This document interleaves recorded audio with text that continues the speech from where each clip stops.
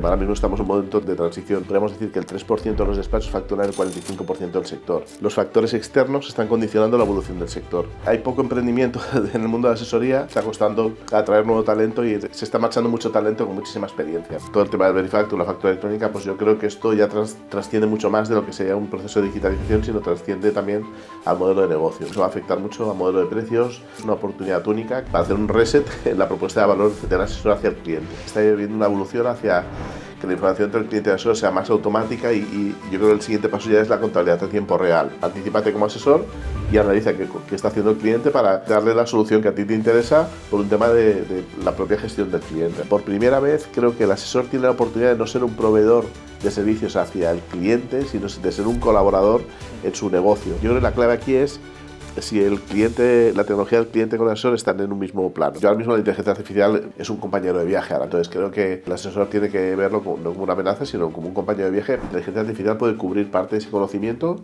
que no está basado en la experiencia y que se da de forma recurrente. Tenemos que ser positivos frente al futuro. Necesitamos un sector que sepa gestionar a sus clientes desde sus habilidades personales y emocionales para generar una muy buena conexión. Y hay que vender el sector de otra forma.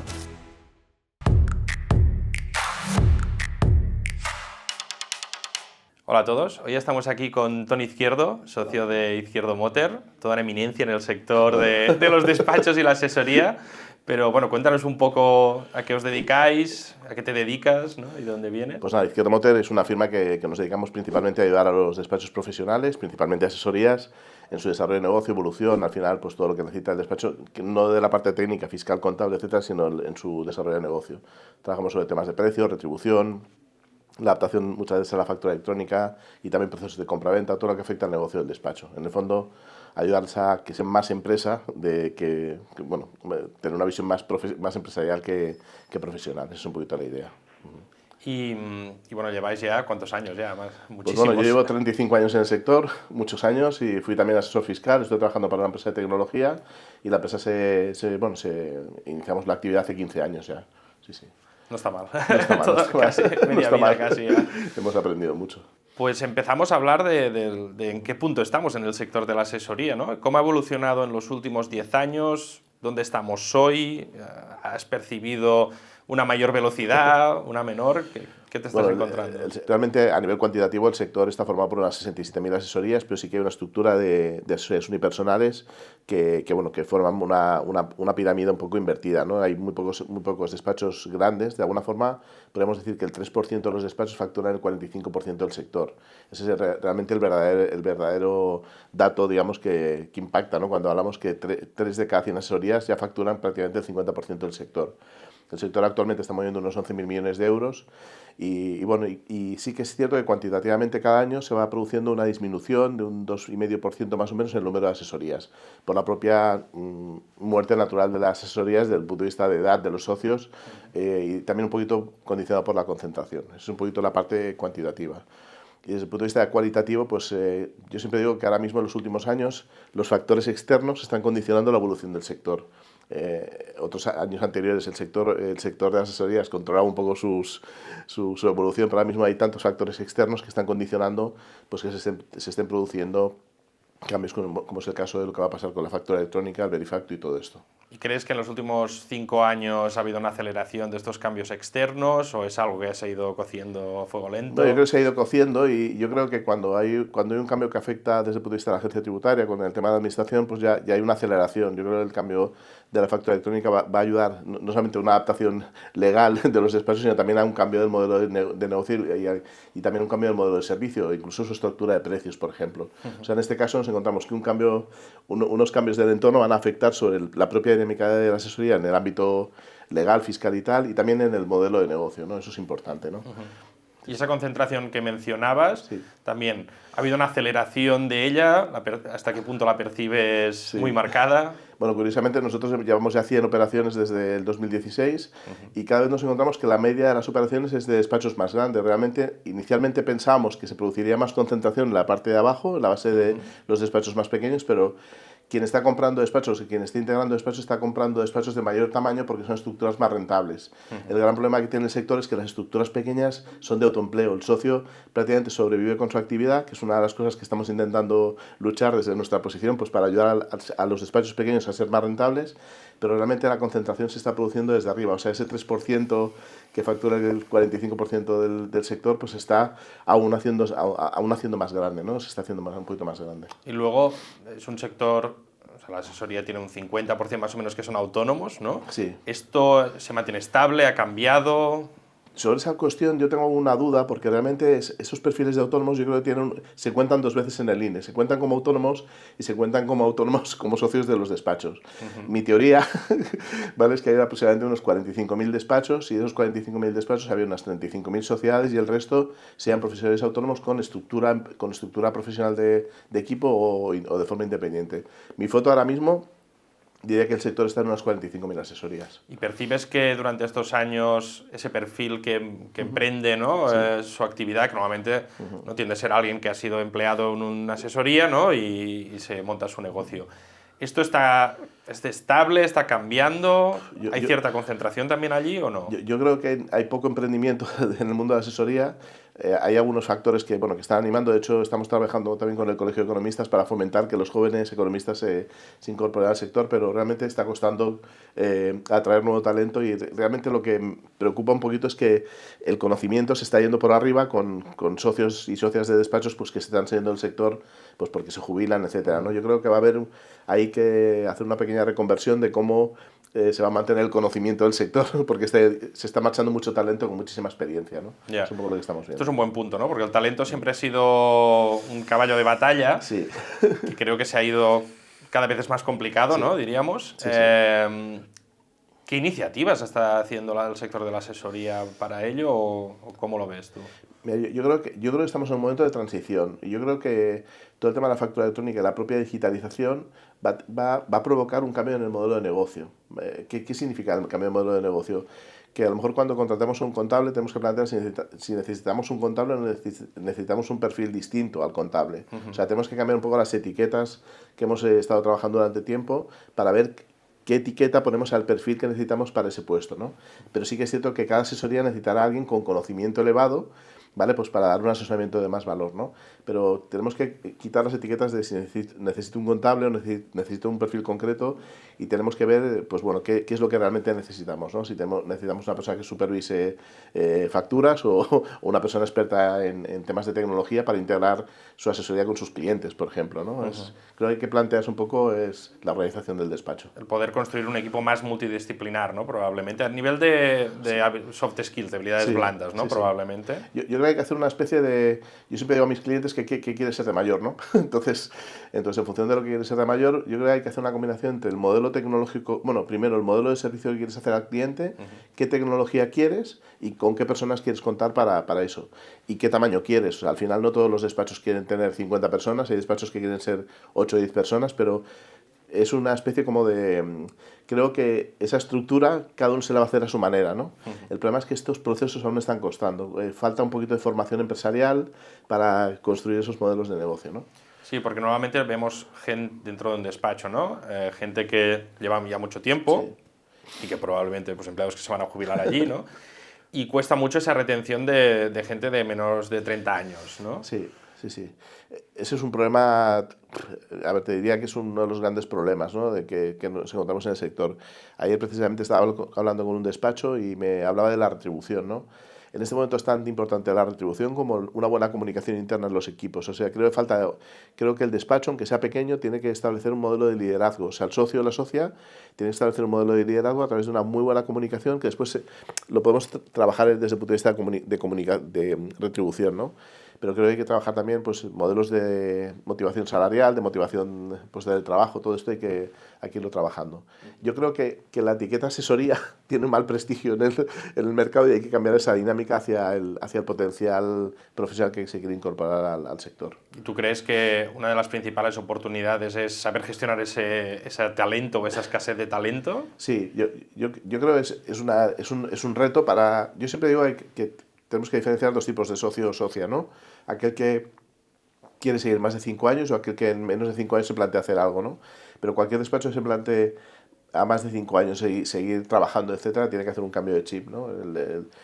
Los equipos están cambiando, los modelos, la forma de pensar de la juventud es totalmente distinta, pero creo que hay posibilidades de hacer modelos atractivos, en el que también la persona tenga su capacidad de decisión. Bueno, hay que jugar un poco también con la tecnología, ¿no? Yo creo tenemos que innovar un poco sin plantearnos como situaciones pasadas, ¿no? Creo que tenemos que romper un poco lo que hemos vivido en los últimos años, ¿no? El fiscal, laboral, contable, no sé, tenemos que tratarlo de otra forma, ¿no?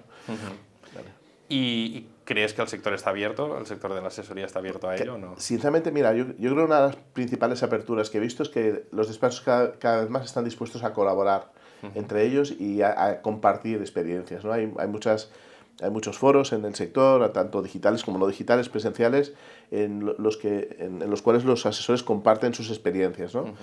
Posiblemente falta un poquito de formación empresarial para guiar esas energías, pero la energía existe.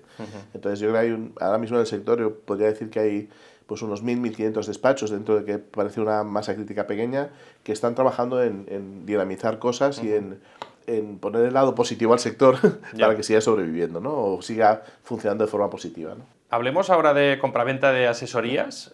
Es algo que lleváis ya desde 2016 en ello. Explícanos un poco cómo ha sido esta evolución a lo largo de los años, por qué alguien querría comprar o vender un despacho, ¿qué es lo que te has encontrado? Pues nada, nosotros empezamos en el 2016 de forma natural, o sea, el propio mercado, nosotros ayudamos al despacho a crecer y tal, y un día un despacho me dijo, oye, me estoy planteando hacer esto, y yo conocía a otro despacho que se planteaba comprar, ¿no? Salió de forma natural. Y nosotros, de hecho, valoramos el crecimiento en dos ámbitos, el orgánico y el inorgánico. De hecho, la palabra compraventa no me gusta utilizarla porque hemos pasado de hablar de compraventa en un modelo de jubilación o de relevo generacional a ya hablar de compraventa bajo un punto de vista estratégico. De hecho, nosotros ahora mismo el 50% de las operaciones no vienen motivadas por un tema de jubilación, etcétera, sino vienen motivadas por una estrategia del propio despacho, la necesidad de coger más tamaño para ser más competitivo. De hecho, los despachos grandes ya interpretan que desde el punto de vista estratégico es una línea de una decisión posible, ¿no? Por lo tanto, en eso está cambiando un poquito el concepto de lo que es la compraventa de toda la vida, ¿no? O sea que venimos más bien de un escenario de jubilación Sí.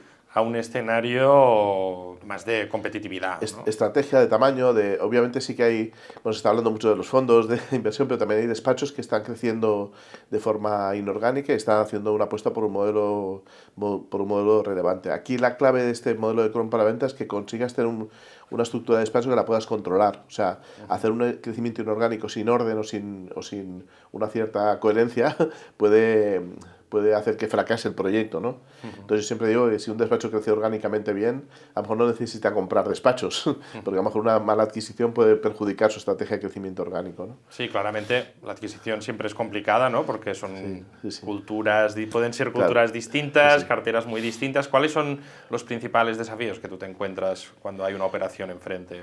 Desde el punto de vista del vendedor, tiene tres desafíos, ¿no? El profesional, el personal y el económico. Y en ocasiones nosotros que actuamos como mediación, lo que obtenemos de las dos partes, sobre todo del despacho que plantea una venta o una integración, es indagar cuáles son los motivos profesionales y personales, porque si solamente son los motivos económicos, la operación no se hace, porque si fueran motivos económicos la gente pediría una locura por sus despachos, ¿no? Pero siempre hay motivaciones personales y profesionales en referencia a esto. De hecho, muchas personas se encuentran cansadas o quieren estar en compañía, o las mochilas que llevan en su día a día quieren compartirlas, ¿no? Y esa parte personal es un tema súper importante en este momento.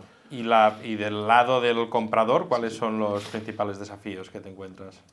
Sobre todo es importante que el comprador tenga claro qué quiere hacer o hacia dónde quiere ir. Y sobre todo qué tipo de despacho es el que le interesa integrar, ¿no? Porque en ocasiones no todos los despachos van bien para un tipo de despacho. Eso es un tema importante.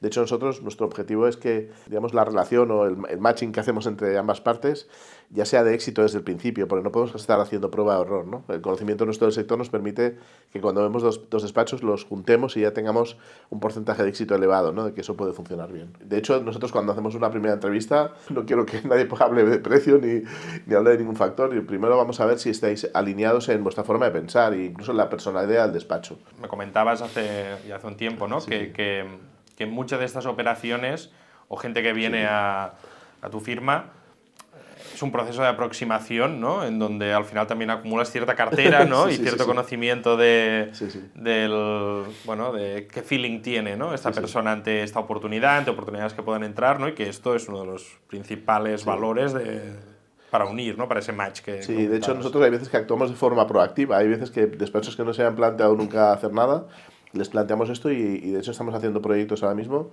que nacen de plantearles, de hacerles reflexionar sobre eso y sobre esa necesidad y de hecho algunas de estas operaciones nacen de la propia reflexión que nosotros le trasladamos de forma honesta, porque para eso tienes que ser honesto, y de cómo vemos el despacho en el futuro y cuál puede ser la mejor solución. Por eso hablamos que la compraventa no tiene una componente puramente de edad o de jubilación, sino tiene una componente estratégica para las dos partes, para el comprador y para el vendedor. Y normalmente en ese match, porque nos hemos encontrado también hablando pues, con asesorías, Sí. ¿no? Y con el sector, que a veces sí que son pues, dos asesorías, ¿no? Que buscan unirse, ¿no? Un grupo comprando una asesoría, pero también cada vez más vemos gente de fuera del sector de la asesoría que quiere entrar en el sector de la asesoría, ¿no?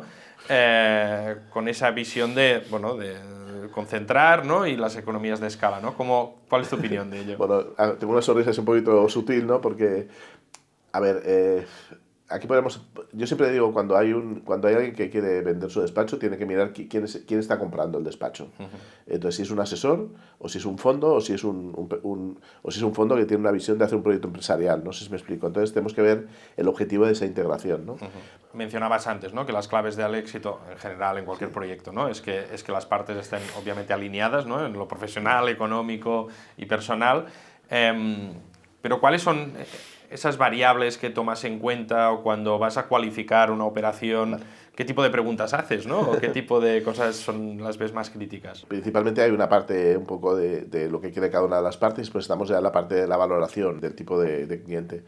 En la parte más económica de la valoración, nosotros trabajamos bajo tres ámbitos de valoración. La valoración puramente financiera, que es lo que genera el negocio, la actividad, que puede ser vinculada al EBITDA. Después yo le llamo la valoración vinculada al fondo de comercio, que es todas esas cosas desde el punto de vista de la estructura de clientes, del valor medio de clientes, incluso de si tiene una página web que genera leads o si tiene un equipo profesional. El fondo de comercio sería los elementos tangibles e intangibles que van fuera de la parte económica que hacen que un despacho pueda ser distinto a otro. Y eso está la oferta y la demanda, ¿no? Esos son los tres elementos fundamentales. No me gusta valorar solamente el despacho desde el punto de vista económico, sino incorporar elementos que hacen que esa operación sea atractiva para cada una de las partes, ¿no? Yendo por partes, ¿Vale? en lo que sería la parte económica, Sí. aquí se me ocurren tres elementos, ¿no? Una es las cuotas, la recurrencia, la otra es esos pagos puntuales, Sí, los fees, extras, sí. los extras, y luego comentabas antes, ¿no? Márgenes, EBITDAs. ¿Cómo operas con estos números, ¿no? ¿Qué tienes en cuenta? Realmente el mundo de la asesoría tiene el gran activo son las cuotas y es lo que da la estabilidad a la operación. Entonces, cuando una operación tiene cuotas, eso da más estabilidad para el proyecto.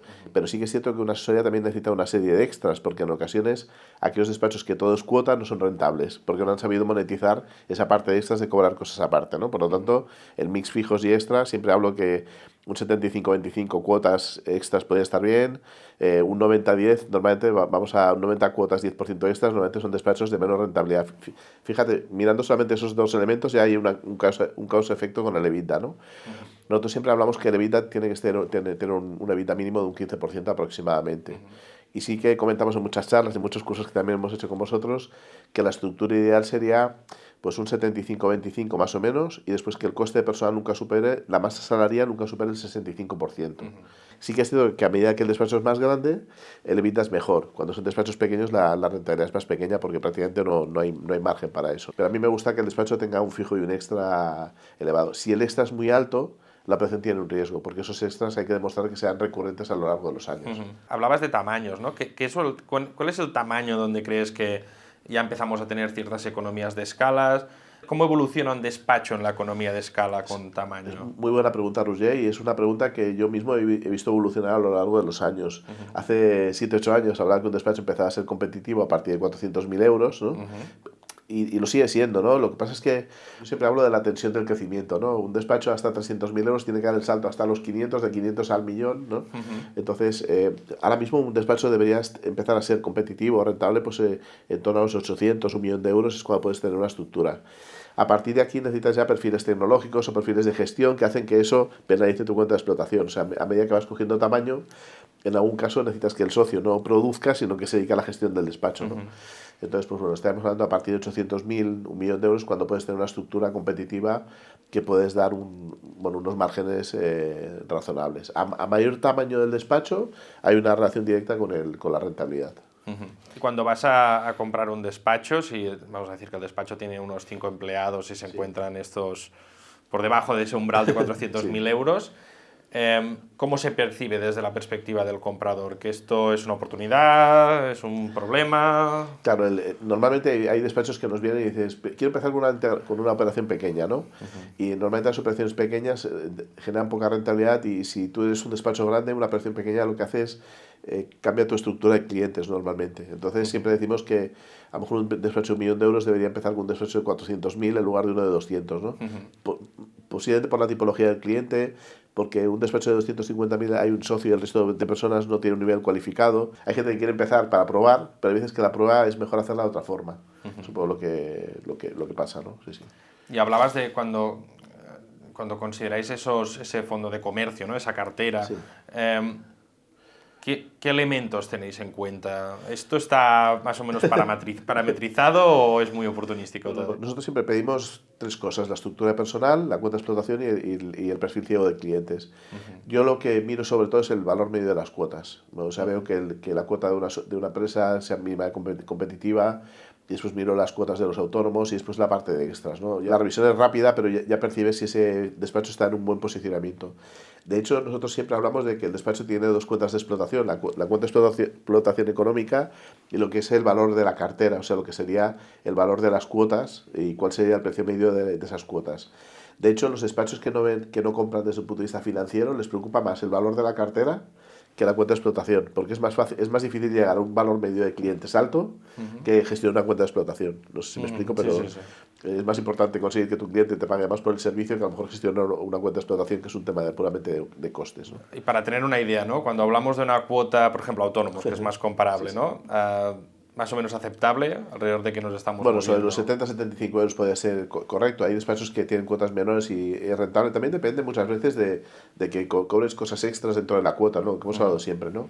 Yo creo que el gran reto de los despachos ahora mismo es, más que el precio de la cuota, en ocasiones hacemos cursos de precios, y en ocasiones el problema no es el precio que fijamos, sino las fugas de rentabilidad que tenemos en gestionar mal el cliente, ¿no?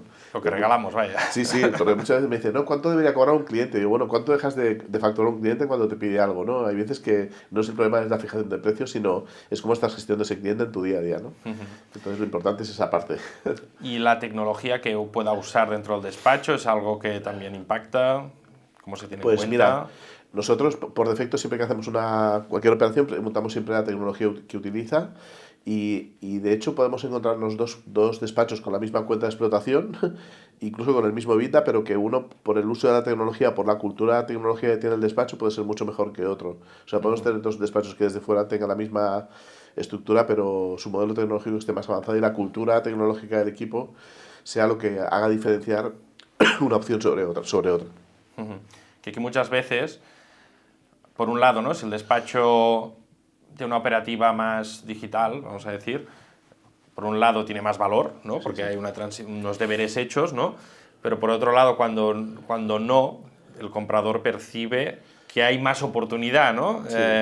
¿Hasta qué punto esto es cierto? ¿Cómo esto se acaba traduciendo en el precio? Bueno, yo te diría que en el tema de tecnología también hay que ir con cuidado, porque hay despachos que están sumamente digitalizados pero no han mejorado su rentabilidad.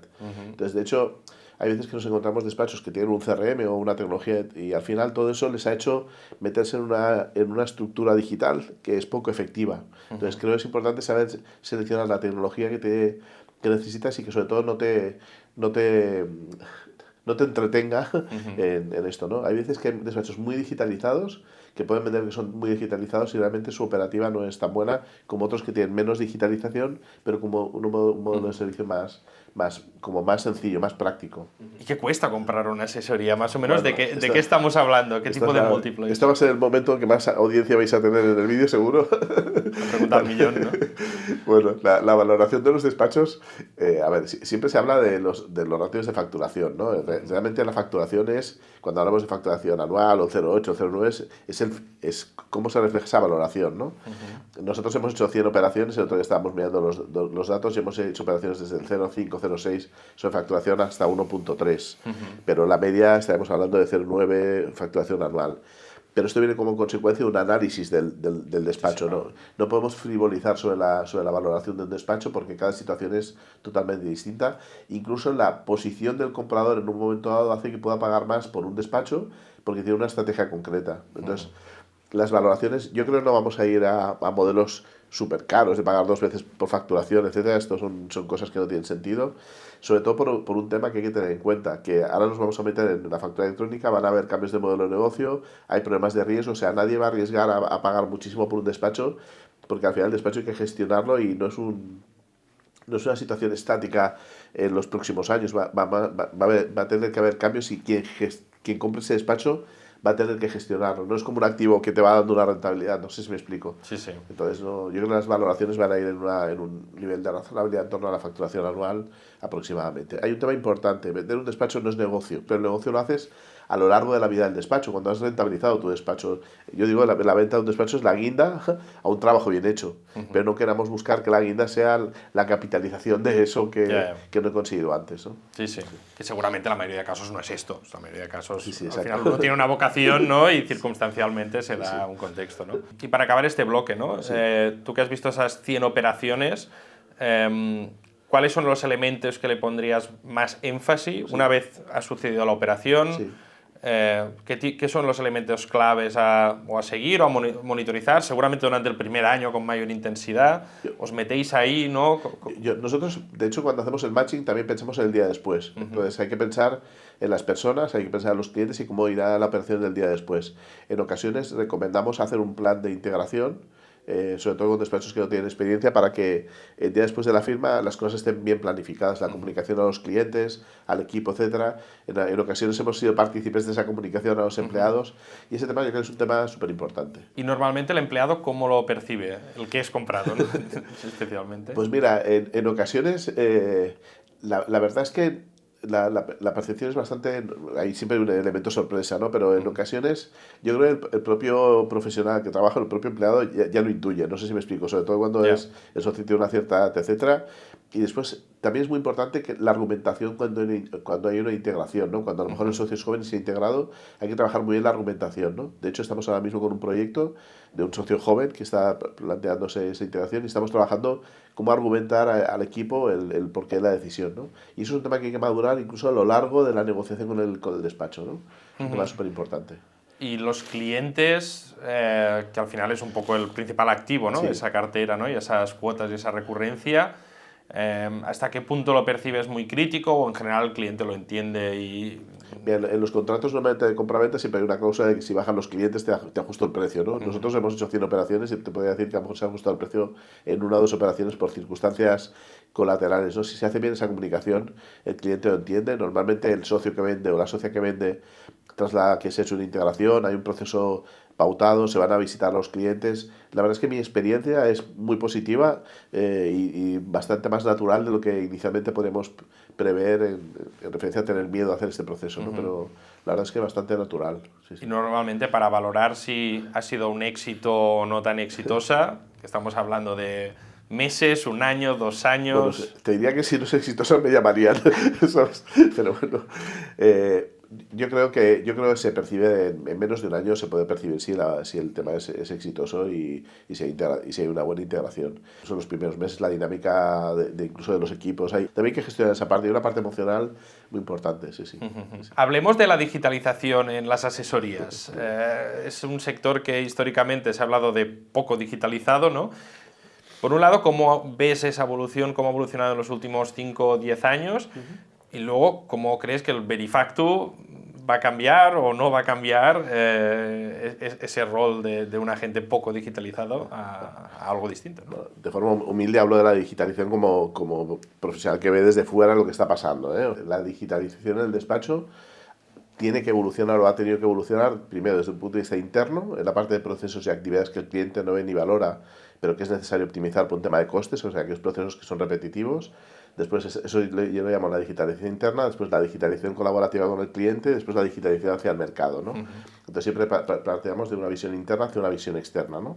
Y es un poquito como yo intento trasladarles a los despachos que tienen que trabajar hoy. Primero hace eficiente las cosas que el cliente no ve ni valora y después empieza a dar valor a lo que el cliente va viendo y va percibiendo el servicio.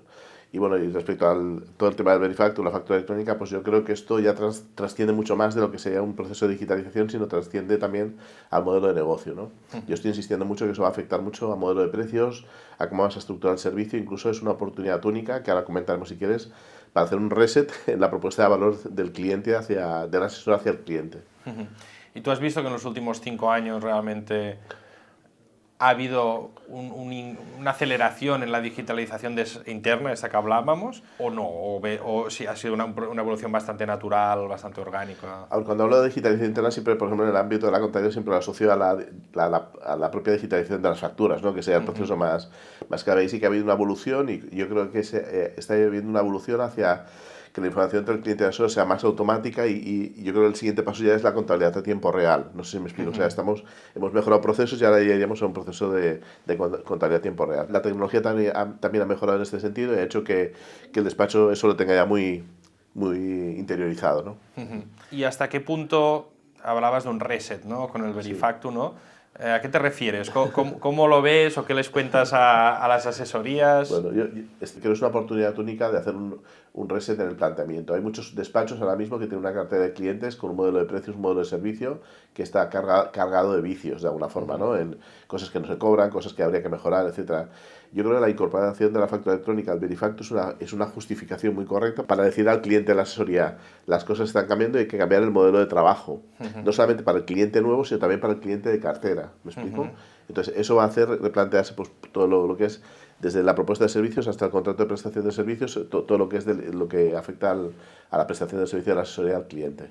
Es más una oportunidad para revisitar. Es como un señuelo, ¿no? Es una razón fantástica para llamar al cliente, ¿no? Para contactar y ya que estamos, ¿no? Aprovechemos para atacar las cosas que más nos duelen. Exacto, y para hacer una limpieza de todos esos vicios adquiridos y para construir un modelo de negocio que esté bien definido, que el equipo entienda qué hay que hacer para cada cliente y que incluso le podemos plantear al cliente diferentes propuestas o formas de trabajar, que eso también es un tema importante, ¿no?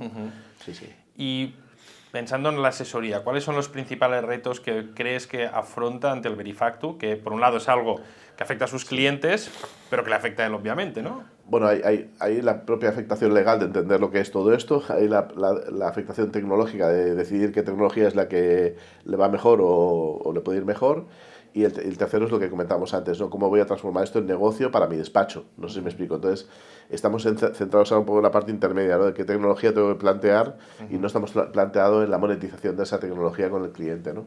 Y después hay un tema importante que estamos diciendo a muchos despachos que empiecen a preguntar a sus clientes con qué facturan y con qué contabilizan. Porque muchas asesorías no saben con qué tecnología está facturando su cliente. Entonces, anticípate como asesor y analiza qué está haciendo el cliente para, de forma proactiva, plantearle la solución que a ti te interesa por un tema de la propia gestión del cliente, ¿no? Ese es un es un pequeño tip que es importante que muchas asesorías empiecen a consultar a sus clientes con qué facturan o qué contabilizan. ¿Y la temperatura de las asesorías ante este cambio, cómo lo percibes tú? Hemos hecho algunos eventos en este sentido y al principio como les sorprendía, ¿no? Porque aún no proyectaban ese tema de negocio, ¿no? Pero bueno, yo creo que tienen que empezar a entenderlo ya. Y ahí también es nuestra obligación la difusión de eso, ¿no? De alguna forma este vídeo pues también tiene que animar a eso, ¿no? Yo creo que nosotros también tenemos que impulsar o ser consciente al asesor que tiene que trabajar esa parte también. ¿Y percibes preocupación, oportunidad, un poco de todo? Hay de todo, como yo diría que hay 3 velocidades, el asesor que no se lo ha planteado, el asesor que es consciente y que empezado a hacer algo, y el asesor ya que es muy proactivo en las acciones, ¿no? Yo creo que hay como 3 niveles de proactividad sobre eso, o hay uno que sea más reactivo, otro un poco preventivo y el otro proactivo, ¿no? ¿Vale? Y el que es reactivo, ¿percibes riesgo? ¿O por otro lado, crees que hay una potencial ventaja competitiva en anticiparse? ¿Cómo lo ves tú? Bueno, a ver, al final la ventaja competitiva está en que al cliente de la asesoría le expliques lo que le va a pasar, que el cliente perciba que el asesor del cliente está preocupado por su futuro, no sé si me explico. Y hay una componente emocional que es súper importante que el asesor trabaje con su cliente, ¿no? Los que son reactivos, pues reaccionarán en el último trimestre haciendo algo rápido y ya está. Al final todo sale, ¿eh? Pero bueno, yo creo que sí que hay una ventaja competitiva porque algunos despachos se están preocupando de juntar a sus clientes, explicarles, etcétera, y al final solamente la explicación de eso, aunque muchas veces no se entienda al 100% por parte del cliente, genera un vínculo que al final genera una vinculación emocional entre el cliente y el asesor, que siempre es importante. Sí, en algunos casos, hablando con compañeros, ¿no?, que decían que había asesorías que un poco se desentendían de ello, ¿no? Bueno, ¿lo ves legítimo? ¿No? ¿Ves un riesgo? Yo creo que es un tema de que, si el asesor quiere tomar el control de la situación. Entonces yo creo que es un tema de si el asesor quiere tomar el control de la situación del cliente y acompañarlo. Yo creo que lo que estamos intentando transmitir en nuestra humilde colaboración con los despachos es que al final, por primera vez, creo que el asesor tiene la oportunidad de no ser un proveedor de servicios hacia el cliente, sino de ser un colaborador en su negocio. Después hay otro tema importante, y tú lo sabes muy bien, que si ahora mismo cogiéramos a clientes de la asesoría y les dijéramos si llevan una doble contabilidad, muchos clientes de las asesorías están llevando una doble contabilidad para los cobros y los pagos. No sé si me explico. Coger el mando de eso y decirle al cliente que por primera vez el asesor y el cliente pueden llevar la información a tiempo real y toda la contabilidad al día, creo que es una ventaja que vale la pena que el asesor se esfuercen. Que tiene 400 clientes, que bueno, que un poco también tiene que empezar, que el cambio no es trivial, ¿no? Sí, o sea, bueno, algunos tienen 400 clientes, ¿no? Lo que decías tú, ¿no? Empezar a preguntar qué tienen y sí. probablemente empezar a andar, porque si no... Sí, sobre todo al final es hacer un pequeño plan de trabajo, tampoco hay que, pero creo que tiene que estar estructurado este plan de trabajo. Incluso sería interesante que alguna persona del despacho lidere este proceso, que no tiene por qué ser el socio, ¿no? Alguna persona responsable de hacer todo esto, ¿no? Y yo lo que quiero incidir es que es importante, el último paso es cómo va a afectar todo esto a la propuesta de servicios para cambiarla de cara al 2025-2026. Y yo creo que esa es la clave para cambiar un poco ese modelo de relación y precios, vicios adquiridos en la cartera que el despacho tiene en este momento. Y sí, yo creo, muchas veces el asesor tiene más poder, ¿no?, o más ascendencia de la que muchas veces uno mismo percibe, Sí. y que al final, pues que el asesor en el proceso administrativo, en este tipo de cosas, el cliente es el primero, Sí. que por un lado lo agradece y por otro lado el asesor creemos que lo puede monetizar, porque es un Claro. problema real que Claro. le preocupa al cliente. Yo creo que al final el asesor lo que tiene que hacer es liderar este proceso de cambio frente al cliente. Y el cliente, si encuentra alguien que lo lidera, ¿qué puede pasar a un cliente de la asesoría? Que venga una empresa tecnológica y le diga que tiene que tener este software porque va a haber un cambio de ley, o que el asesor le diga, oye, vas a coger este cambio de software y tú quédate tranquilo. O sea, esa especie de tranquilidad es la que tiene que liderar el asesor y que lo perciba el cliente. Sí. Vamos a hablar de la digitalización de los clientes, que al final son los que están directamente afectados por la ley Crece, Verifactu, el contexto de la factura electrónica en general, para poner antes que nada un pequeño contexto, ¿no? Vale. Esto es una iniciativa que hace ya un par de años que estaba encima de la mesa, que salió a finales del año pasado, que ha fijado unas fechas en donde será obligado para empresas a partir del 1 de enero del 26 y autónomos el 1 de julio del 26, en que a partir de ahora para facturar será necesario pues, usar un software que tendrá que esta factura ser validada por la administración pública. Luego también en la ley Crea y Crece pues, nos habla de cómo los distintos softwares operan entre ellos, el control de la morosidad. En todo caso, digitalizar todo este proceso administrativo en lo que es facturación y cobros y pagos, que es el gran grueso de la gestión administrativa, ¿no?, y de un negocio, y también de la asesoría, ¿no? Desde la perspectiva del cliente, ¿no?, ¿hasta qué punto ves a los autónomos y pequeñas empresas especialmente preparadas? ¿Cuáles son las perspectivas? ¿Cuál es tu percepción?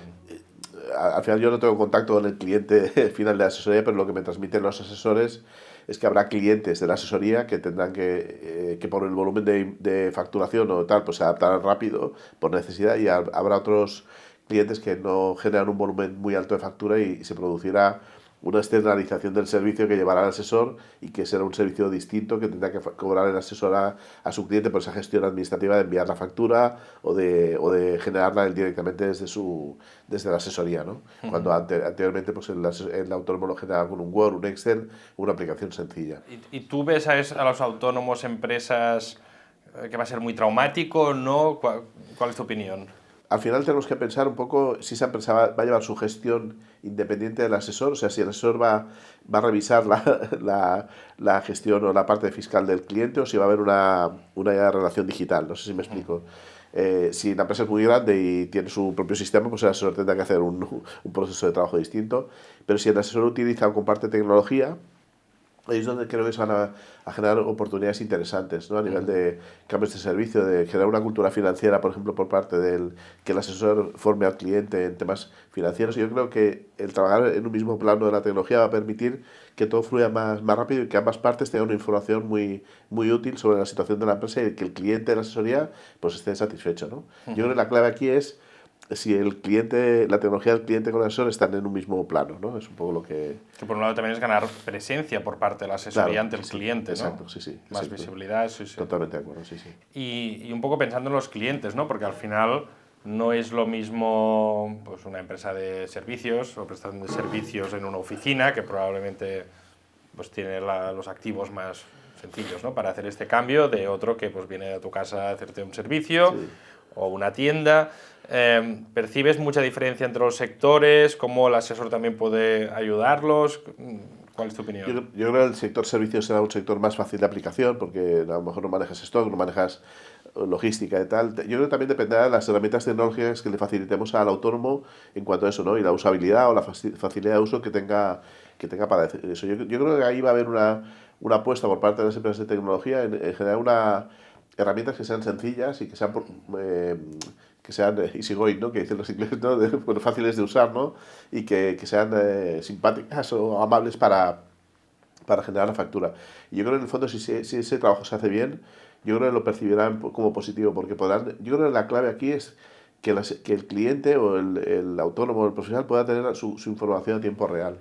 Yo creo que la clave es que el cliente pueda consultar cómo están sus bancos, sus cuentas, sus proveedores a tiempo real y eso creo que va a dar una tranquilidad muy alta. De hecho, sobre este tema muchos asesores me dicen si van a tener que bajar precios con los servicios. Digo, no bajéis precios. Al contrario, tenemos que mantenerlo porque la ventaja que vais a ganar a ambas partes es la información a tiempo real. No hay que bajar precios. Ese es mi... Totalmente, ¿no? Y esto es una de las conversaciones que tenemos habitualmente con las asesorías, ¿no? De que cuando meten tecnología les da miedo que el cliente les diga cosas. Claro, Dices, bueno, pero esto es problema tuyo, aprovéchate porque al final puedes dar mejor servicio, ¿no?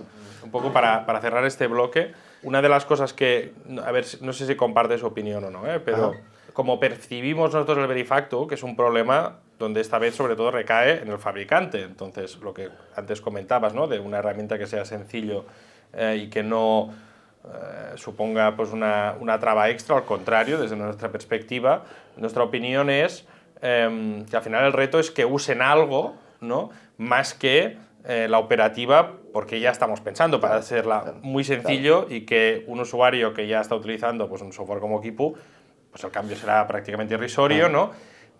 ¿Tienes esa percepción de tanto la asesoría como de los clientes en que al final puede ser tan sencillo como esto o hay una preocupación extrema de todo esto? Yo creo que no hemos llegado a ese punto aún. Mi sensación es que no hemos llegado a ese punto.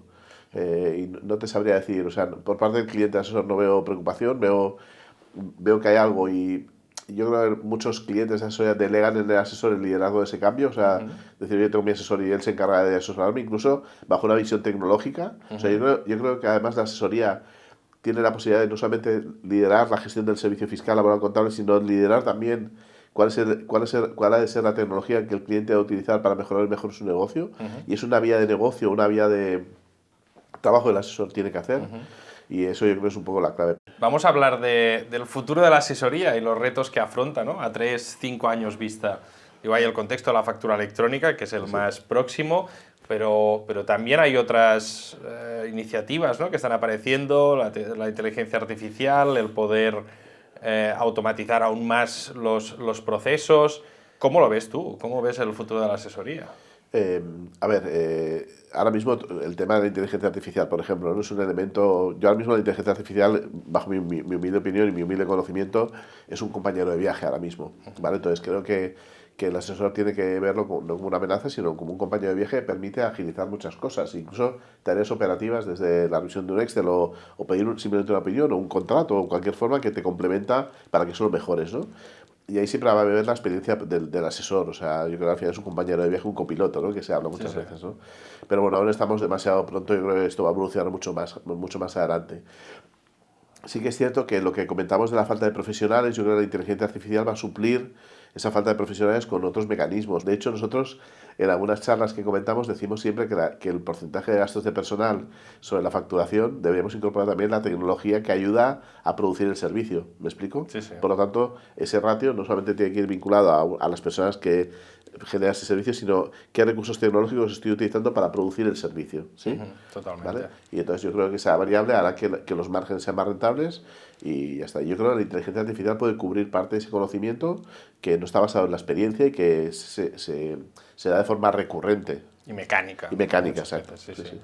Y a 5 años vistas, y con la tendencia que llevamos de sector, Sí. ¿cómo lo ves? ¿Qué ves que va a suceder? Desde el punto de vista de despachos, yo creo que van a haber como 3 grandes bloques de despachos. Van a haber las grandes firmas, ahora mismo el sector factura unos 11.000 millones de euros. Yo creo que van a haber entre 5 y 10 firmas que van a ocupar posiblemente el 10% del sector, de la cuota de mercado. Después van a haber firmas medianas, que algunos de ellas van a coger un poquito de tamaño, y después las firmas pequeñas. Yo creo que hay una oportunidad para las tres. Siempre digo que la firma pequeña tendrá la proximidad, o sea, tiene esa ventaja competitiva de proximidad. La firma mediana tendrá la capacidad de la firma grande de ir a un cliente importante, pero también la posibilidad de mantener una cierta relación profesional de cierto valor con sus clientes, ¿no? Y la firma grande, el gran reto es que su modelo de servicio sea homogéneo, o sea, que te debe una persona a otra, el modelo de servicio sea igual o parecido, ¿no? Yo creo que las firmas a partir de 10 millones de euros tienen un reto de intentar que las cosas no dependan de una persona concreta, sino de ser lo suficientemente buenos todos para que si un día cambias de persona no afecte al servicio, ¿no? Y para mantener la competitividad, antes hablábamos que la tecnología, ¿no? Sí. Puede dar el miedo de, oye, entonces ¿para qué sirvo yo, no? ¿Cómo mantiene la competitividad el asesor a 5 años vista? Mira, la competitividad del asesor parte del precio. Yo llevo 5 o 6 años trabajando el precio.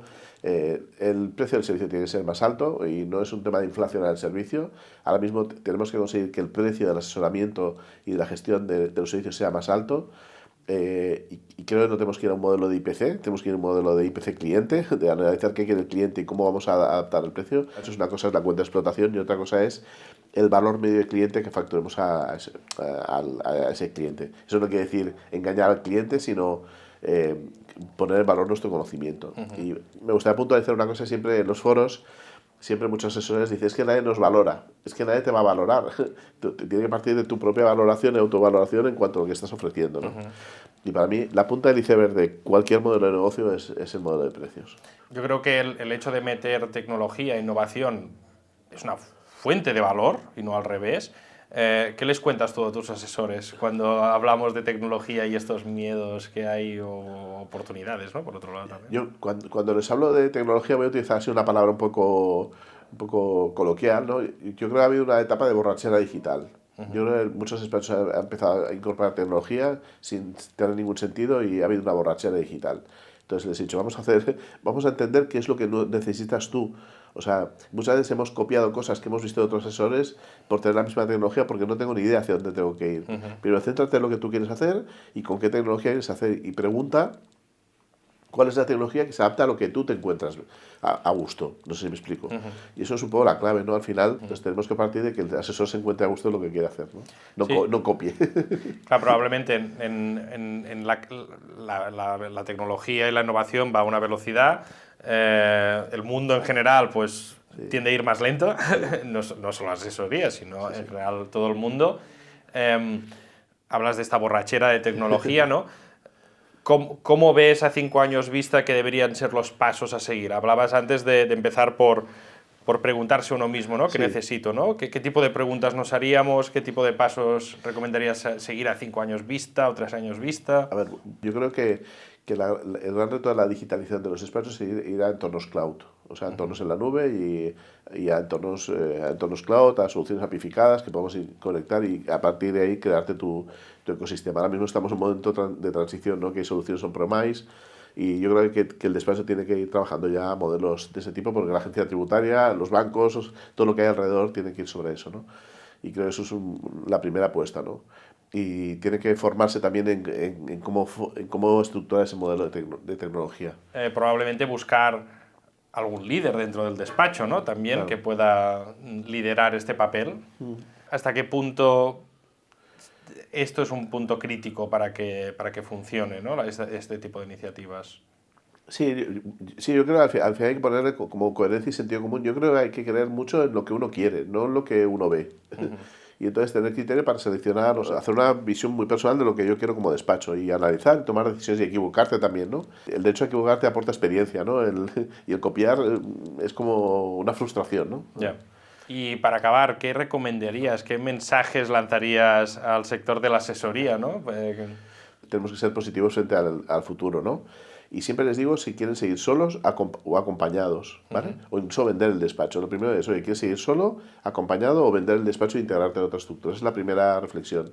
Y eso es cómo afrontas el futuro, en modo positivo o en modo no tan positivo, ¿no? Después hay una variable también que es el tema del miedo, ¿no?